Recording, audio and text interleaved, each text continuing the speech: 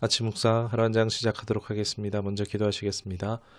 우리를 너무나 사랑하시는 하나님 아버지, 날마다 우리를 붙들어 주시는 그 하나님 아버지의 은혜와 사랑에 감사합니다. 오늘도 주님 앞에 나아갑니다. 우리가 하나님의 말씀을 나눔으로써 하나님의 지혜와 지도가 우리와 함께하기를 간구하며 나아갑니다. 예수님의 은혜와 사랑 안에서 더욱 충만한 삶을 살아갈 수 있도록 인도함 받기를 원합니다. 우리가 각자의 삶을 살아갈 때에 하나님의 보호하심이 함께하기를 소망합니다. 오늘도 말씀 가운데 은혜 내려 주시옵시고 우리의 삶이 그 말씀 가운데 일치한 삶이 살아갈 수 있도록 인도하여 주옵소서. 예수님의 이름으로 기도드리옵나이다. 아멘. 오늘 함께 하실 말씀은 사무엘상 29장입니다. 5절로 6절 두 말씀 보도록 하겠습니다. 5절입니다. 그들이 춤추며 노래하여 이르되 사울이 죽인 자는 천천히요 다윗은 만만이로다 하던 그 다윗이 아니니까 하니 아기스가 다윗을 불러 그에게 이르되 여호와께서 살아계심을 두고 맹세하노니 내가 정직하여 내게 온 날부터 오늘까지 내게 악이 있음을 보지 못하였으니 나와 함께 진중에 출입하는 것이 내 생각에는 좋으나 수령들이 너를 좋아하지 아니하니. 아멘. 오늘 말씀의 제목은 벼랑 끝에 선 다윗을 구하시는 하나님이란 제목으로 말씀을 전하도록 하겠습니다. 사무엘상 29장은 그동안 사울을 피해서 도망하던 다윗이 몸을 담았던 이 블레셋과의 관계를 하나님께서 정리시켜 주시는 장이라고 할 수가 있습니다. 현재 다윗은 오늘 말씀에 있는 것처럼 블레셋 왕 아기스의 신임을 얻어서 그의 신복으로 활동 중이었습니다. 그런데 이제 블레셋이 다윗의 조국 이스라엘과 전쟁으로 돌입하게 되어지자 이제 아기스 왕의 호의로 이 전쟁에 다윗이 참가해야 할 위기에 봉착한 것입니다. 그동안 다윗은요, 거짓으로 속여 아기스의 신임을 얻어서 겨우 이제 블레셋에서 살아남아 왔었는데, 지금 와서 발 빼고 불참할 수도 없고, 그렇다고 조국 이스라엘과 맞서 싸우는 것은요, 조국을 배반하는 것이고, 또 본인 스스로도 이랬다가는 결코 이스라엘 왕이 될 수 없게 되고 마는 것이기 때문에 다윗은 이러지도 저러지도 못하는 상황에 빠지고 만 것입니다. 이런 상황에서 다윗이 할 수 있는 것은요, 사실 아무것도 없습니다. 그러나 그때 다행히 블레셋의 방백들이 다윗의 참전에 대해서 불쾌한 의사를 내비친다는 것입니다. 사울을 죽인 자는 천천히요, 다윗이 죽은 자는 만만이로다, 이런 말을 상기하면서 다윗이 자신들의 군대에 함께하는 것에 염려를 표하고 있는 것입니다. 이 말로 인해서 아기스 왕은 아쉽지만 신임하는 다윗을 참전시키지 않고 시글락으로 돌려보냅니다. 다윗 입장에서는 10년 감수했습니다. 완전 다행이고 살았죠. 여러분, 근데 이게 단순히 우연이고 다윗이 운이 좋았던 것일까요?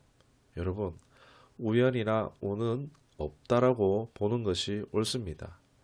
이는 보이지 않는 하나님의 역사라는 것입니다. 명시되어 있지는 않지만 자신의 처지도 어떻게 할 수 없는 이런 무기력한 가운데 어떻게 자신에게 이렇게 다윗에게 유리하게 흘러갈 수가 있습니까? 바로 하나님께서 다윗을 구원해 주신 줄 믿습니다. 이 이유로 다윗은요, 블레셋 왕 아기스와의 이제 관계가 자연히 이제 정리되어집니다. 바로 하나님의 보이지 않는 섭리와 인도하심 때문입니다. 그의 잘못된 선택에도 결국 옳은 길로 인도하시는 그 손길이 사실 당사자에게는 매섭기는 할 수 있겠지만 좌우로 치우치지 않도록 역사하시는 하나님이 계신 줄 믿습니다. 우리의 삶, 옳은 길, 생명길로 하나님이 인도하시는 역사가 있기를 주님의 축원합니다. 29장의 이야기는 이렇게 끝이 나지만 발견되는 참 재미난 흥미로운 이야기가 있습니다. 바로 사울이 죽인 자는 천천히요, 다윗은 만만히요 라는 말입니다. 사실 이 말은요, 사무엘상 18장 7절에 등장한 구절입니다. 그런데 그 당시 이 말로 인해서 다윗의 인생에 전환점이 되고 말았습니다.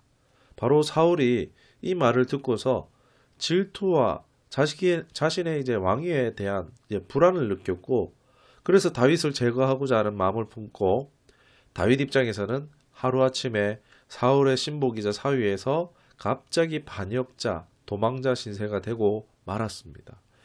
이 말로 인해서 다윗의 인생의 고난으로 가는 전환점이 되어졌다면요. 사무엘상 29장에서는 바로 다시 회복으로 가는 전환점이 되고 있다라는 것입니다. 블레셋 방백들은 이 동일한 말을 가지고 사울과는 전혀 다르게 받아들였죠. 이 말에서 이제 사울과 다윗의 유대 관계에 집중했습니다. 과거의 이제 주종 관계에 대해서 그들은 깊이 생각했기 때문에 그를 블레셋에서 물려내게 된 것이죠. 다윗은 자연히 이들과 멀어지는 돌아갈 수 있는 길이 열린 것이다 라고 할 수 있겠습니다. 그래서 다윗에게 있어서 이 또한 전환점이 되는 말이라고 할 수가 있겠죠. 여러분, 말은 하나인데 저마다 듣고 해석하는 것이 전혀 다르다는 것이 흥미롭지 않습니까? 그리고 이 다른 해석으로 인해서 다윗이라는 이 한 사람의 삶이 엎치락 뒤치락 하는 것을 볼 수가 있습니다. 그런 점에서 볼 때 해석이 얼마나 중요한 것인가, 해석의 관점, 어떻게 받아들이냐의 관점이 전혀 다른 결과를 만들어내는 것을 볼 때에 해석 또는 관점이 어쩌면 참으로 주의를 요하는 것이기도 하면서 그냥 살면서 보이는 대로 그냥 느끼는 대로 별로 신경 쓰고 있지 못하고 있는 것은 아닌가라고 우리의 삶을 되돌아보게 되어집니다. 여러분, 하나님은 사울은 천천히요, 다윗은 만만히로다 이 말을요, 블레셋 사람들의 해석에 어떻게 보면은 관여하셨다 할 수 있어요. 그러니까 우리의 생각과 사고의 영역 속에요, 바로 영적 존재로부터 영향을 받을 수 있다라는 것입니다. 영적 존재는요, 주로 우리의 생각의 영역에서 역사합니다. 그리고 그 생각은 마치 자신의 생각처럼 경험되어집니다. 하나님이 주시는 좋은 아이디어, 은혜이든지 악한 영적 존재가 주는 생각으로 말미암는 두려움이든 분노든 유혹을 유발시킬 수 있는 것들이든지 우리는 우리가 모르게 이러한 영향을 받고 있습니다. 그러나 사실 그 근원을 분별하는 것은 어려울 수가 있습니다. 그렇기 때문에 단순히 떠오르는 생각을 따라서 행동하거나 또는 중요한 결정을 직감으로 하는 것은 매우 곤란할 수 있습니다. 머릿속에 떠오르는 모든 것이 다 내 생각이 아니기 때문입니다. 내 생각, 이성도 있지만 하나님이 주시는 감동이 있는가 하면은 마귀가 주는 나를 곤란에 빠뜨리는 유혹과 또는 두려움들이 있다는 것입니다. 이 부분에 대해서는 하나님의 음성을 듣는 삶, 하나님의 음성 듣기라는 제가 또 우리 처음교회에 올려드린 설교도 있으니까 찾아보시고 참고하시길 부탁드리겠습니다. 아무튼 이러한 여러 생각, 하나님이 주시는 생각, 내 생각, 마귀의 생각 중에서 우리는 당연히 하나님이 주시는 생각을 따라야 하는 줄 믿습니다. 그러나 그것이 자연히 되는 것은 아니라는 것입니다.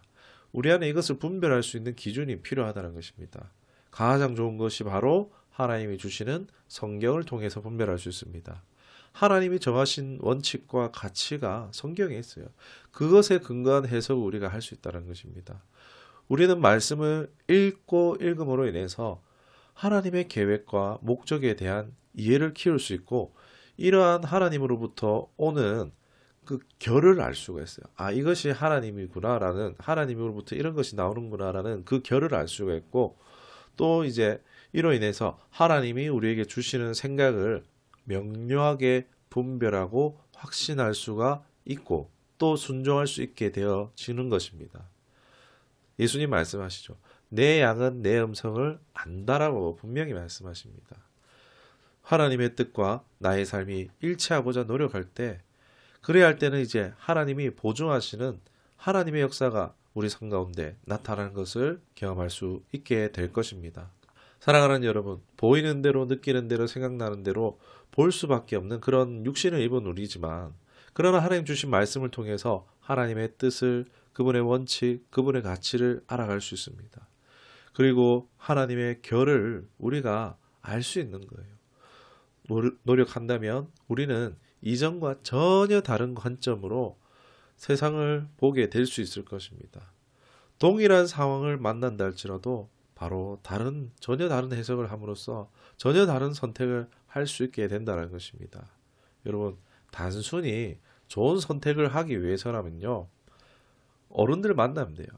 앞선 선배 또는 앞선 사역자들에게 가서 조언을 구할 수 있어요. 항상 조언을 구해서 좋은 선택하고 살 수도 있겠지만, 그러나 그것은 결국 좋지 않다라는 것입니다. 성경은 뭐라고 말합니까? 예수님 뭐라고 말씀하십니까? 내 양은 내 음성을 안다라고 했습니다. 그러니까 단순히 좋은 선택을 하기 위해서 이제 묻고 좋은 결과를 추구하기보다도 그보다 더 좋은 것이 뭐냐? 좋은 과정을 선택하는 것입니다. 우리가 하나님 말씀을 읽고 기도하며 그것에 순종하는 삶을 우리가 추구하는 것입니다. 우리는 좋은 결과가 아닌 좋은 과정을 위해서 살아야 되는 줄 믿습니다. 내 양은 내 음성을 안다고 했습니다. 단순히 좋은 선택을 하여 좋은 결과를 추구하기보다 좋은 과정으로 들어가기를 주님의 이름으로 축원합니다. 그리할 때 그 결과는 하나님이 이루실 것입니다. 그런 우리 모두가 될 수 있기를 다시 한번 더 주님의 이름으로 축원합니다. 기도하겠습니다. 사랑하는 하나님 아버지, 오늘 또 깨닫게 하신 것들에 은혜에 감사드립니다.